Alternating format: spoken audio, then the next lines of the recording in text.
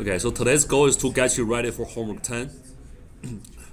So I'm trying to cover as much as I can for today, so you will be good for that. So we don't have time to do the exam 2 review. So review probably we can do it on Monday next week. Right. Remember last time we talked about average power. Doesn't matter. So we had two cases. One is this. Another model is this.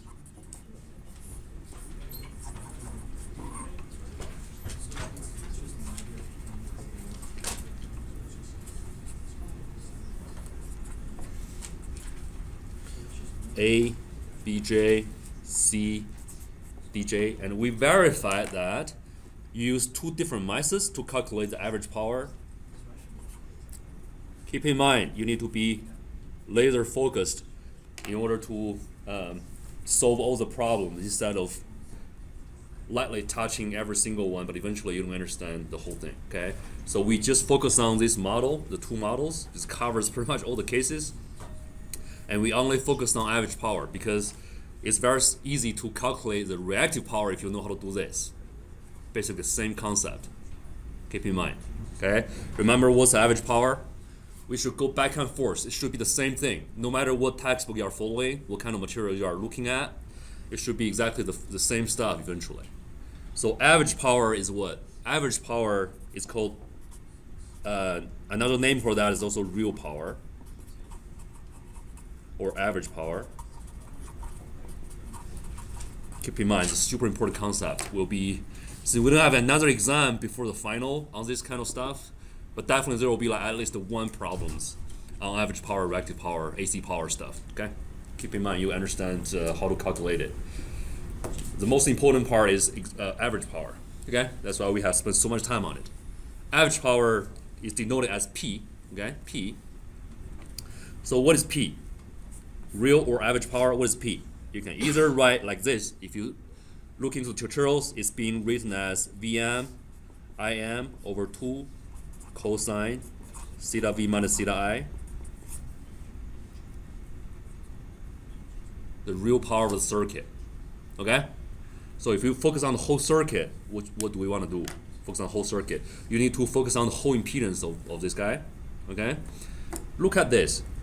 We need to know this, we need to know this, we need to know this, we need to know this in order to get all these four parameters so we can calculate the average power. So what is Vm? It's just Vg, right? Okay? That's the amplitude or magnitude of the sine wave or cosine wave. That makes sense, the peak value. Vm, called V magnitude. Alright? What is Im? The current amplitude. The current peak amplitude. How do we calculate that? There's just one method, one way to calculate it, and keep in mind you have to use this kind of method once again in the future. So if you know V, how to calculate I? It's just V divided by the magnitude of the impedance. Okay? Doesn't matter if it's a complex impedance or just a real resistance, or real impedance is actually resistance, or just a pure 90-degree complex number like this, only imaginary. So let me ask you a very simple question. A plus Bj. A could be 0, B also could be 0. If B is 0, it's only a real part, right? If A is 0, it's only imaginary part, only 90 degrees. Agree with me? Okay. So what's the magnitude of this impedance? It's just A. What's the magnitude of this impedance? It's just the B. Okay? So what's the magnitude of the whole thing? And that becomes a square plus B square and square root of it. Make sense? Keep in mind, no matter in what cases, if you're asking to get I from that V, you're always doing V divided by the magnitude. It could be only A, only B, or this, depending on the A and B values. Okay? That solves all the problems. Let's see. Equals what? What is Vm? What is Im? Vg over what?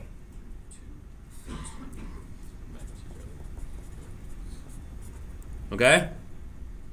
Make sense? 2 and cosine theta v minus theta I. What is that? So the overall v, and overall i's phase shift, phase difference. Keep in mind, we're not focusing on the real part itself. We are focusing on the whole circuit. So we need to find out the phase shift between the v and I for the whole circuit. Like last time, we verified that the phase difference between v and I is basically the impedance phase. Remember that? You forgot that? Okay. So v over I equals what?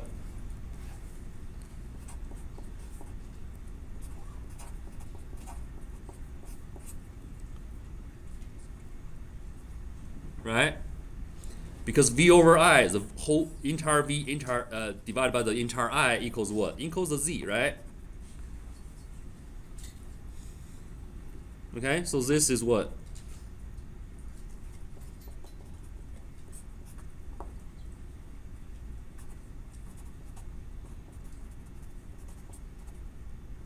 Sorry about that.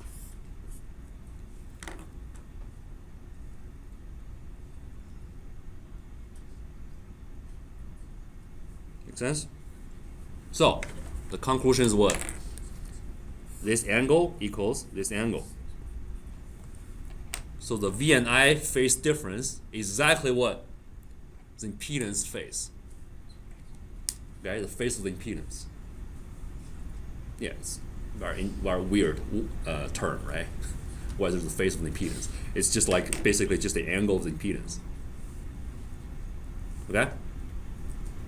Do you remember this? Because we don't have other things to cover. That's basically the whole thing here. The magnitude, how to get the magnitude, how to get the phase shift. You can use this same method to calculate 100 problems. Pretty simple, right? Okay? What's the angle here? Cosine of this, right? Since we know A, B, okay, what's the cosine? Cosine becomes what? A over what? The magnitude. That's cosine, right? Because here's A. Cosine of this angle is A divided by this.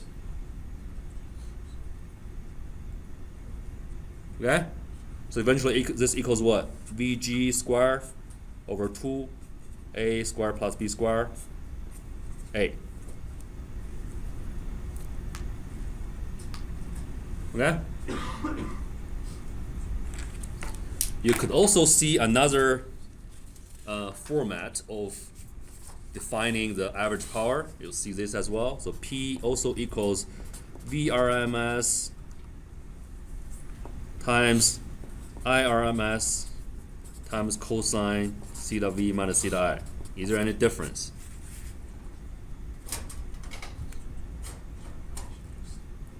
No. Why?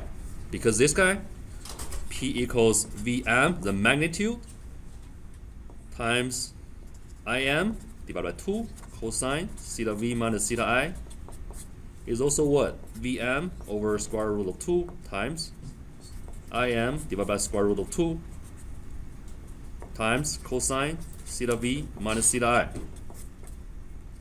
Okay? So this is basically VRMS. This is basically IRMS.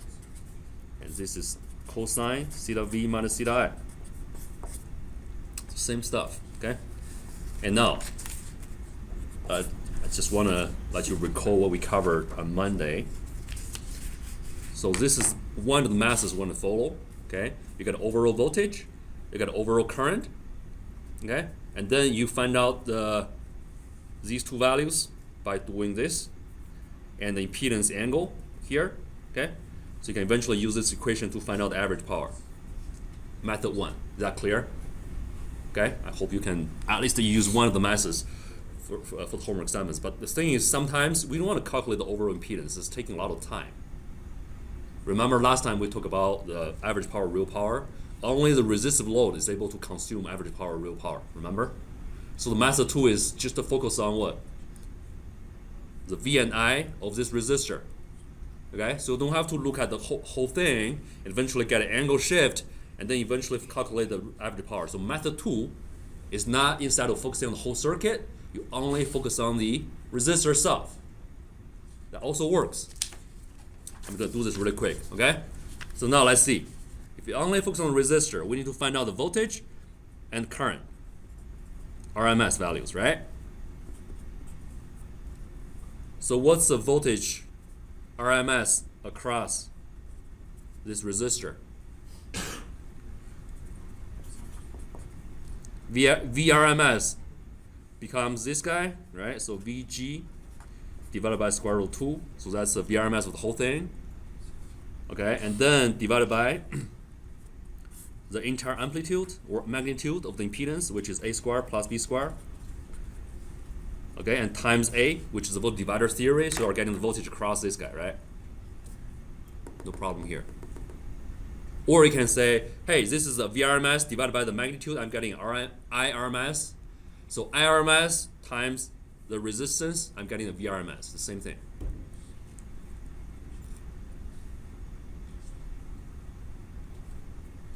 Okay? Can we directly just do this? Because you know power equals what? I square R equals V square over R, remember? Or equals VI. Okay? We could also do this. Just the IRMS square times resistance. It's giving us the same result. Because it's going to be IRMS times resistance is giving us a VRMS. Okay? And VRMS times another IRMS over here is giving us the power. Or I square R, or VI, same thing. Okay? I'm just combining the two I's. But if you split one I over here times A, you are getting the VRMS. So it's also VRMS. So this is IRMS squared times A. A is the resistance. Same stuff. Either way. You probably will see this a lot somewhere else if you are watching for a tutorial online or somewhere else in tutorials. So I'm writing this down so it's not confusing you. Okay, it's the same stuff.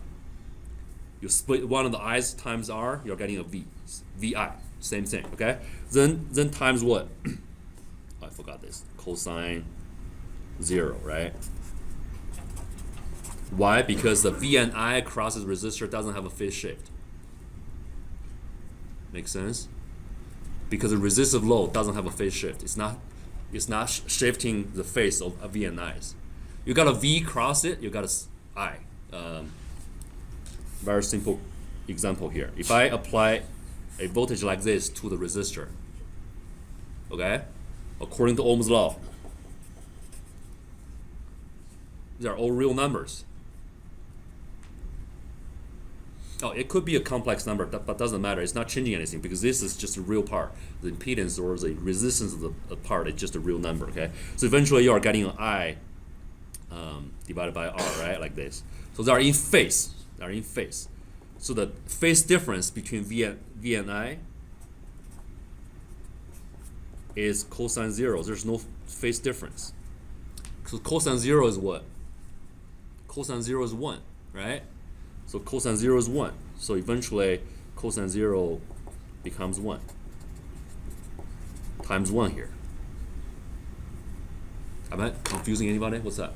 If the current is dependent on voltage, how will they be out of sync? Like the voltage is the current of this current. Yeah, we are just looking at the voltage and current of this resistor, right? So how would those graphs be out of sync if they're based on each other? How is what? How would they be like out of sync if like the Yeah, because just look at the resistor, it's the current VRMS and RMS is not changing the phase. Yeah, I know you are. What's confusing because there's only one current in the circuit, right? Because the voltage is getting shifted as well. So when we are looking at the overall circuit, right? So the overall voltage and the overall current, there is the phase shift because there's an inductive load. But for this guy, you are thinking, hey, it's still the same current. Why this time it's changing, right? Why this time it doesn't have a phase shift? Because the voltage of this guy is also different from the voltage of this guy as well. So voltage and currents are both shifting. So eventually the voltage and currents for that resistor, they are synced. Okay? It could be confusing now, but one thing, which is the truth, you can just remember in the future or just trust it, which is the resistive load will never have any phase shift to the voltage and currents. They have to be synced. There's no reason or no way that is able to shift the current from the voltage phase. Okay? It's always in phase. Always in phase. Since now we are focusing on the VRMS over here and RMS over here, so the VRMS and RMS, they are in phase. I shouldn't say that because VRMS and RMS, they are average values, right? But let's say the V and I are in phase for the resistor. For sure, there's no chance that there's a phase shift. It has to be synced. Why? Because V over R is I, right? You got a complex number, okay? V, for example, V equals A plus BJ, okay? And R is R. So what is I across this R?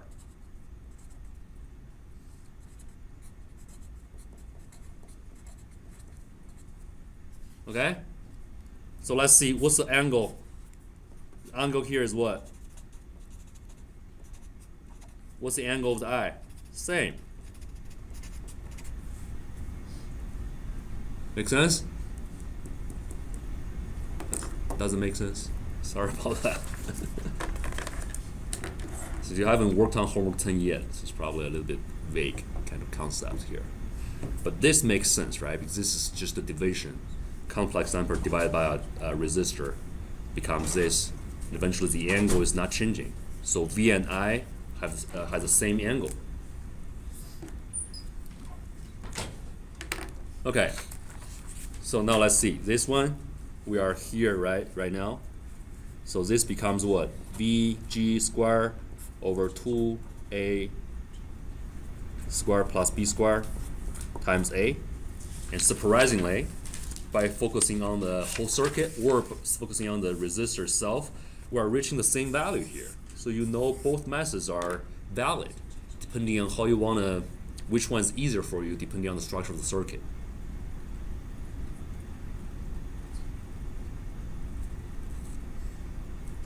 What's the question you may have? What's that? Is this real power, just the power across the resistor, or is it the whole system? It's the real power of the whole circuit.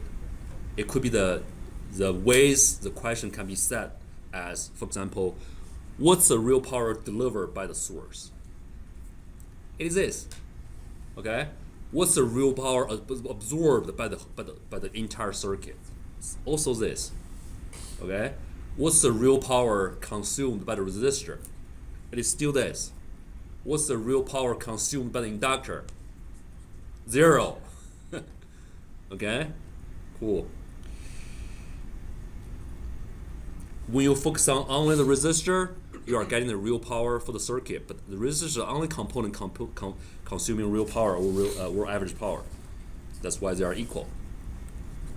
So if they asked just a question where it was like, what's the power absorbed by just one resistor out of like a set, would we have to go with the first method where we only look at? It's the same result. You see, it's whatever you do. If like what I said, right? So what's the real power or average power consumed by the resistor? Still the same. Okay, what's the real power or average power consumed by the whole circuit? Still the same. What's the real power, average power delivered by the source? Still the same. Make sense? Because the resistor is the only component in the circuit consuming real power or average power. But it can use either the whole impedance to do it. That's probably the confusing part, right? Why you use the whole impedance here, but still getting the real power? Because we are adding this phase shift over here. It's not just the V times I, right? It's also adding a cosine here. That's the definition of the average power. So remember last time what I told you guys? What can make you probably feel more comfortable about this is it's basically trying to do what? Trying to project your I, RMS, to the V, right?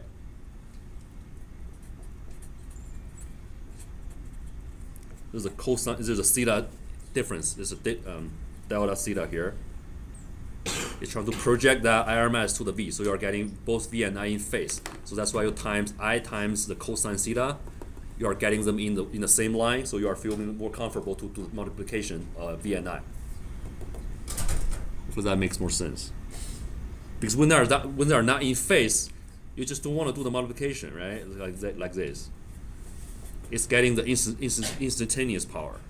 But if you times that, you shift it back, you get all the points in line or aligned, so you can eventually do the multiplication and find out the power in average. Yeah, it's pretty vague. I believe so. But now let's just remember this. Okay, that's a standard way being covered by the tutorial. How we do it.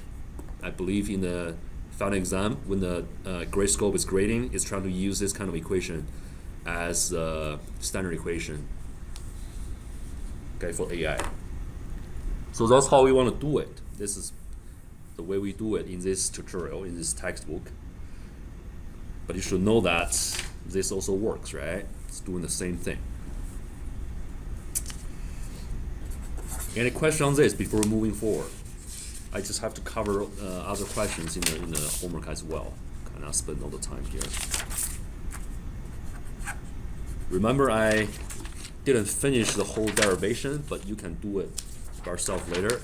But the thing is, if I have a circuit like this,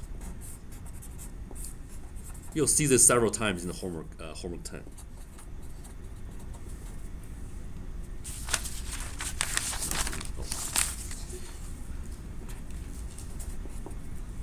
Okay? You should apply the same concept, keep in mind. If you focus on the whole impedance is a parallel impedance instead of series. So it's not C plus DJ. No. Okay? So the whole impedance becomes C times DJ over C plus DJ, right? Okay, another trick I want to let you guys know is even though we can split it, we can merge it and convert it to the A plus BJ format. For example, we can do this C times DJ times C minus DJ. So at the bottom, you are getting C squared plus D squared. And this equals C squared DJ over C squared plus D squared minus or plus, I think, C D squared, C squared plus D squared, and this becomes C D squared, C squared plus D squared plus C squared D, C squared plus D squared, J, right? So you can convert to this case. Let's assume this is A, this is B. Frozen? Okay. So you can treat the whole thing as a series resistor impedance with a real part and imaginary part. Right? So eventually it's going to do the same stuff. So how do we calculate the real power? Let's do this really quick. How to do it? What's the first way? Let's do the first way. Just focus on resistor. Okay? See if you guys can do it. So what's the voltage across it? Because it's a parallel resistor, it's all shorted. Okay, so it's going to be the same here. Definitely the wire is not doing a phase shift, right? VG cosine omega t, no problem at all. Here and here. Okay? So what's the real power consumed by the circuit? What's the real power consumed by the resistor? What's the real power consumed, delivered by the source? Same question. What is it? Remember this equation? So this time we are focusing on the resistor itself. So we know this is what? 1. Okay? What's the VM and IM? VM is VG, right? Okay? VM is VG, no problem, because VG cosine omega t is over here, cross it. So VM has to be VG. So let's just isolate this one here. So what is IM? What is IM?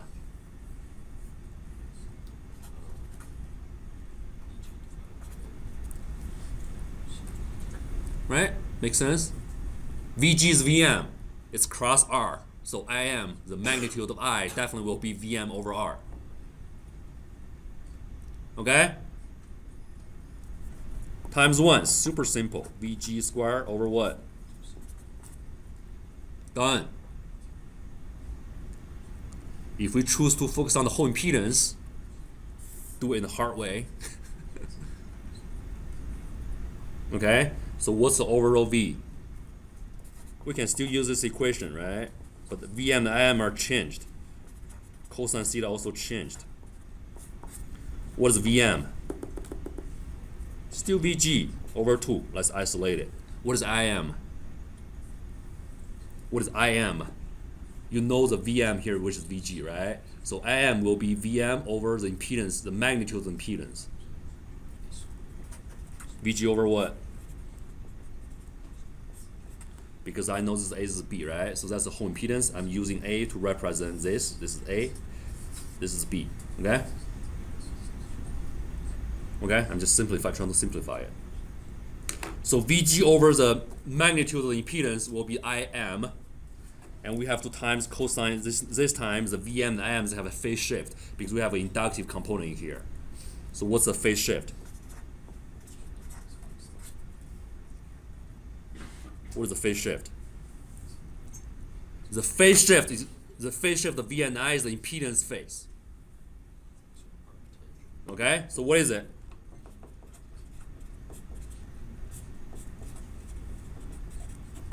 What is it? A over what?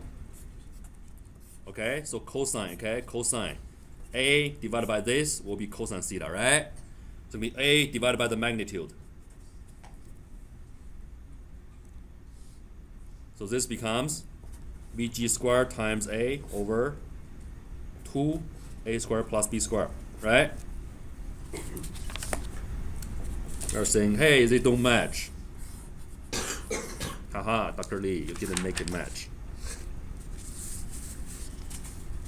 Because we have A's and this is C, right? So now let's verify the A's and B's to see if it's C 1 over C, okay? So see here, Vg squared over 2, Vg squared over 2. So now we have a 1 over C left, right? So this must be 1 over C. Let's verify it really quick. Okay? Is A over A squared plus B squared? Is this guy 1 over C? This is something we want to verify. Okay? Now let's come back and see if we can do it. What is A? C D squared over C squared plus B squared. Oh, D squared, sorry. That's A. So what is A squared plus B squared? That's C squared D 4 times power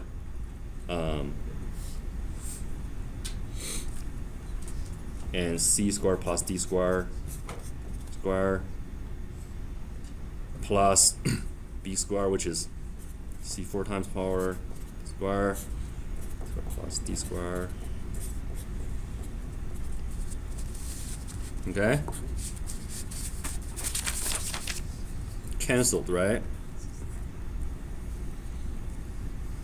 CD squared cancelled.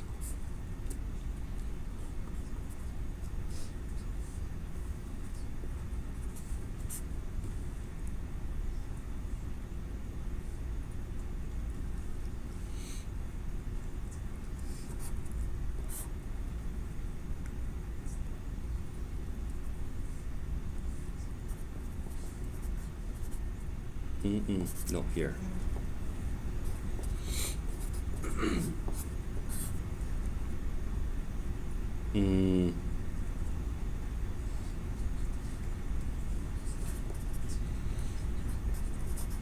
Really? C. Oh, CD square.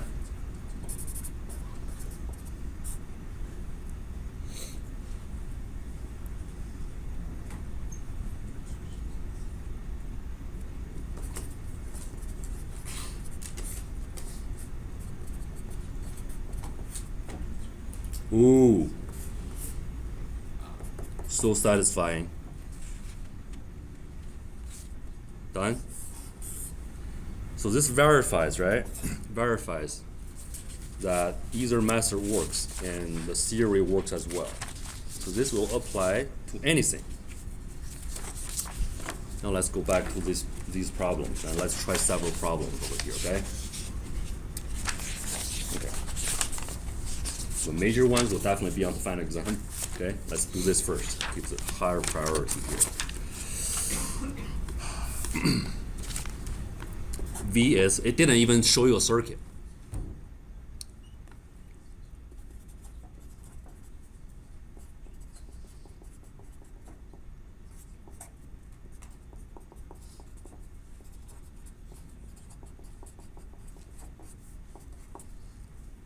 What's P? What is P?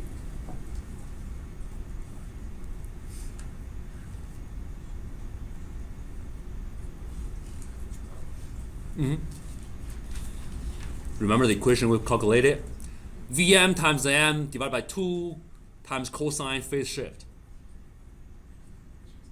See, you don't even need a circuit. Okay, what is P?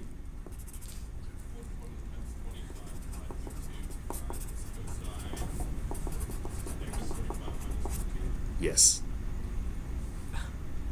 A lot easier than our circuits, right? So that's why if you know this, you can do everything. You see, this is a lot easier, okay? You need to know another concept here, which is, this is called real power. We have been talking about real power all the time. Why we didn't cover the counterpart of it? Because it's so simple. If you know this is so simple on the other side. Okay, you can do everything. So what's the other side? It's called Q, which is called reactive power. How to calculate it? Vm times Im over 2 times sine. That's it. That's the only difference. All right? However, when you are looking at the circuit here, okay, A, B, J, definitely we have learned how to do this. But for this guy, what's the Vm Im? If you want to just focus on the inductor, same concept, just focus on the inductor. How do we get Vm and Im? How? Same thing, just don't look at the J and treat it the same. It's because that's the magnitude of the reactance, right? That's the magnitude. Just cover J, assuming it's a resistor, and do the same thing as whatever we did over here. Exactly the same thing, okay? But you have to replace it with a sign instead. If you are focusing on the whole impedance. Does that make sense? Let's do it really quick, just in case. So for this one, okay, still use this model.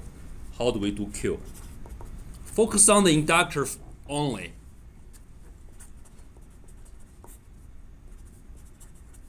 Oh, sine.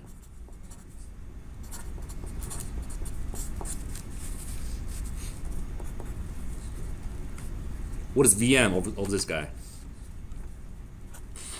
Vg over the magnitude. Yeah, so Vm is Vg, right? So Vg over 2, that's this part. Okay? Oh, no, sorry. No. Have to find out the voltage drop across this guy first, right? So that will be Vg Vm over this guy, okay? So it's going to be Vg over the magnitude of the whole impedance times B. That's the voltage dropped across it, magnitude-wise. That's how we treat it, okay? Magnitude. B, remember I told you, hide this guy, just look at the magnitude, even though it's 90 degrees, which is okay, we're only focusing on this guy, okay? Only focusing on this guy. So that's the voltage drop. Okay, that's the voltage, Vm over 2, okay? Vm over 2. That's Vm over 2. So what's Im? What's Im? Vm over the impedance, right? So Vm is Vg over times B. So that's Vm. The magnitude is B, right?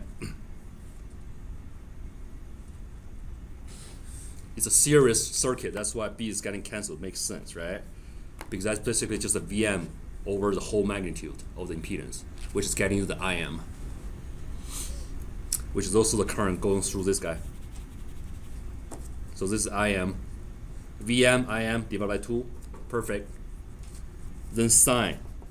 Since we are only focusing on the inductor, so what's the phase shift? Sine what? What's the phase shift of the inductor? So what's the V and I across it? So you are telling me, Dr. already told us, if you only focus on the components, there's no phase shift. That's not true here. You still have to use the sign theta v minus theta I. But the thing is, the theta v and theta I of the inductor is what? 90 degrees. Sine 90 degrees is what? 1. So still 1, right? So if you only focus on either the reactance or the resistance for calculating the average power or reactive power, eventually you are getting a 1 here for either one, for either P or Q. So eventually you are getting this, okay? So this becomes what? Vg squared B 2 A squared plus B squared. That is Q. Okay? Q is called reactive power. It's basically same concept, same way to calculate either one. And eventually, if you are asked to consider the whole impedance, right? Like what we did for the average power, it's still the same concept. Still the same way to do it.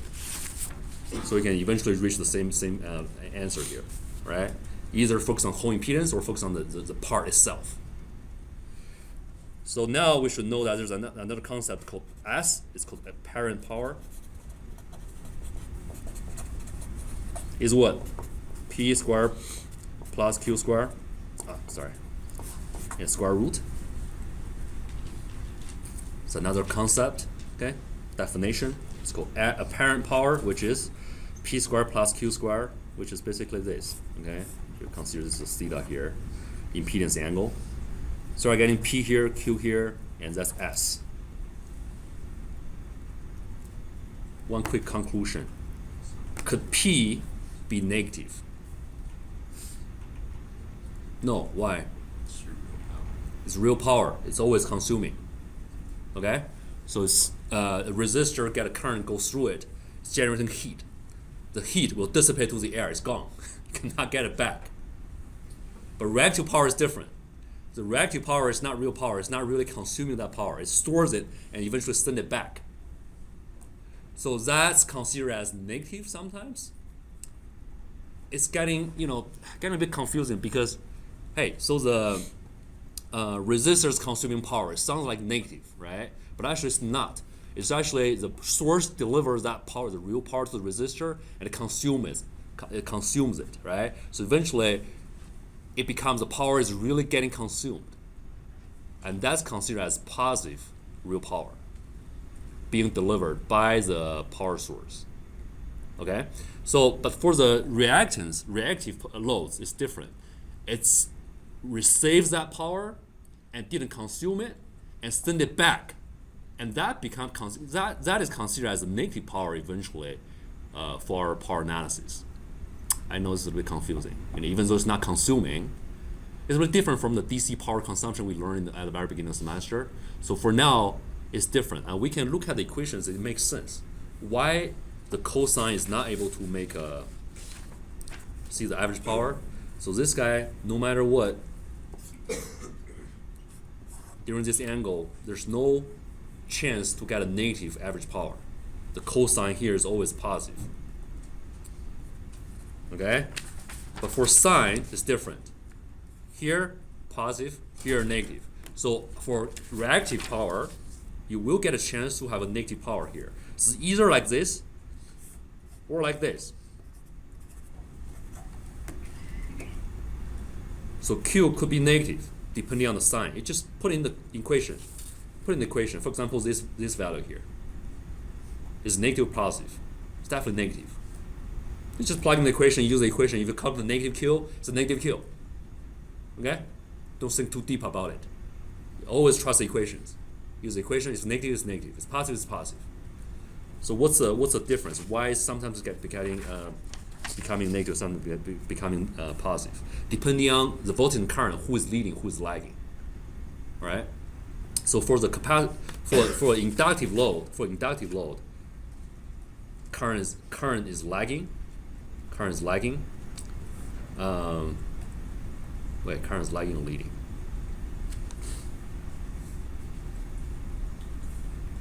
Current is lagging, right? So when current is lagging, you are getting a positive. or current is lagging, you are getting a negative Q here. If for a capacitive load, current is leading, you are getting a positive reactive load. Okay. Let's see. Look at one of the problems. So this one you can solve it easily.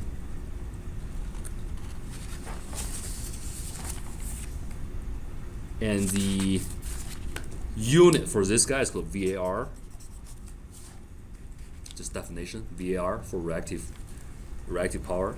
For average power, because the average power is always in the real domain, so it's watts. It's not changing like DC circuits, watts.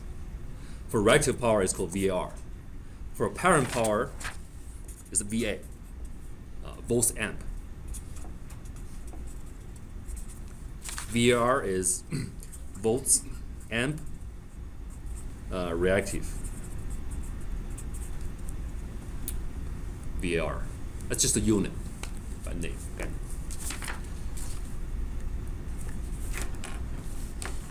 So, following that, there is about 20 problems doing the same thing. Easy. Until you reach here. Number 10.7. A bit different.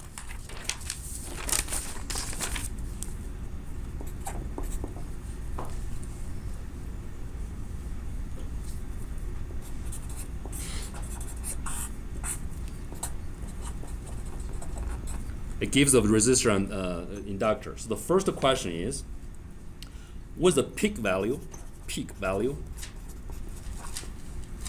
of the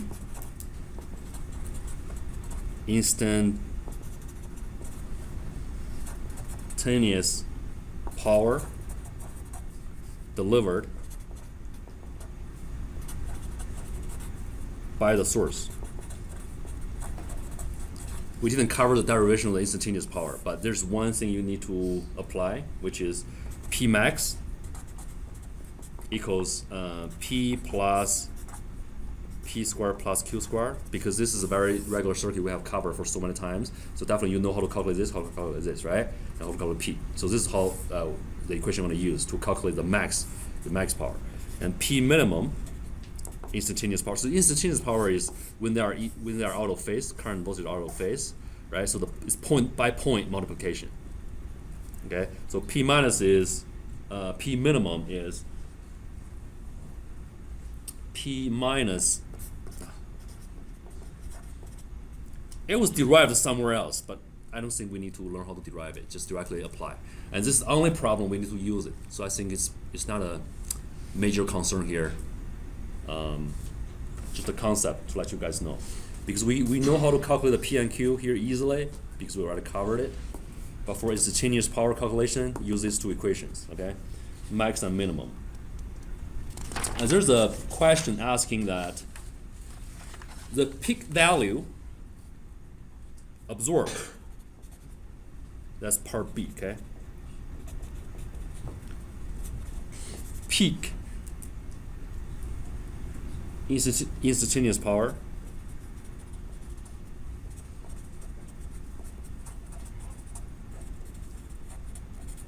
absorbed by the source.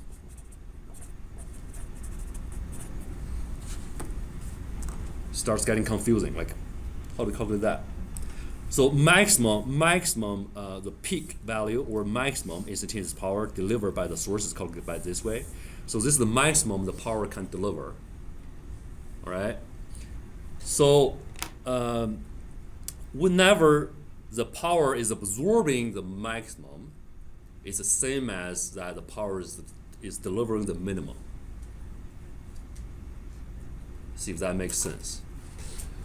So maximum absorbed is the same as minimum delivered. Because always delivering or absorbing, because there's a reactive component in there. So it's sometimes the source is also absorbing because your reactive component is sending power back. You know what I mean? For DC circuits, it doesn't have the concept of like power sources absorbing, right? If it's like an only one voltage source, a resistor, and the power source is absorbing power, that would be perfect. we got a resistor, we can power up the battery. So the way you want to do that for the self-driving car, the Tesla, you just like put a ton of tons of resistor in the car, then you get the battery charged. It's not going to happen. But for this kind of thing, it's sending back and forth because of the reactive load, right? So sometimes the power source is absorbing. So whenever the power source is absorbing the maximum, it's actually delivering the minimum. Okay? So you use this equation to calculate this. This is confusing, but this is the only problem asking you to do this. So this is not a major part of the thing you want to learn here. It's just one question here. What's the reactive power delivered by the load? Easy to calculate. Remember, you can either focus on the reactive load or do the whole thing, whole impedance. Part D is easy. Part E,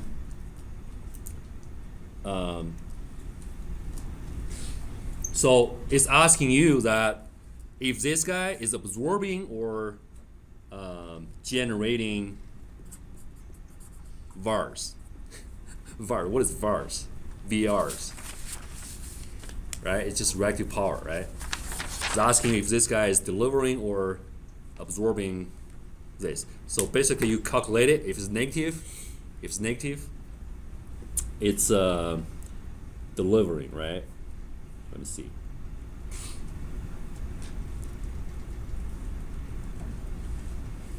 Oh, if it's positive, it absorbs. If it's negative, it sends it back. Okay? Keep that in mind. Let me write it down here. Negative, which is generates, right? Positive will be absorbed. In terms of the reactive load, if it's negative, which means it's sending power back. It's positive, it's consuming. It's not confusing, consuming. It's just it's having a reactive power there. It doesn't consume it, stores it and sends it back later. Okay.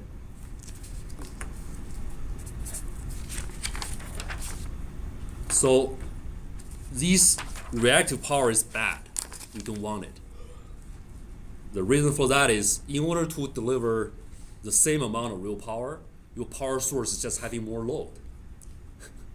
Right? It's like you need $10, but I give you like $10. You store something, you keep $5. So I have to give you 15 in order to have you keep that $10. You know what I mean? So it's more load for the source. What's that? Why, this might be a silly question. Why do we use AC current at all if it seems so much more complicated than That's how the electricity is getting generated by the motor, by the generator, right? So, for example, the heat for the power plant, there are so many different ways to generate AC power. It could be the power plant burning coals, or the hydropower. But it's all, eventually it's some sort of energy transferred to the energy of the spinning of the generator, and that generator cut the magnetic field in the generator and eventually generating electricity. And so because of the feature and the nature of the generator, so the generated electricity is in the AC form. So it's a sine wave. That's the origin of all the problems, including power. It's not a problem, it's power, but also for noise. Because we always have a sine wave like as a noise, as an AC oscillation in the outlet, so the circuits will couple. Sometimes the DC circuit or very sensitive electronics will couple that AC oscillation and shows a very little sine wave noise in your circuits, so which is 60 hertz. So that determines your cutoff frequency of the filter design to get rid of that 60 hertz. So that's the origin of the problem, but eventually causes so many different circuit design and signal analysis and textbooks and colleges. You guys come here to learn sine wave because of that, right? I think that's the origin of the problem.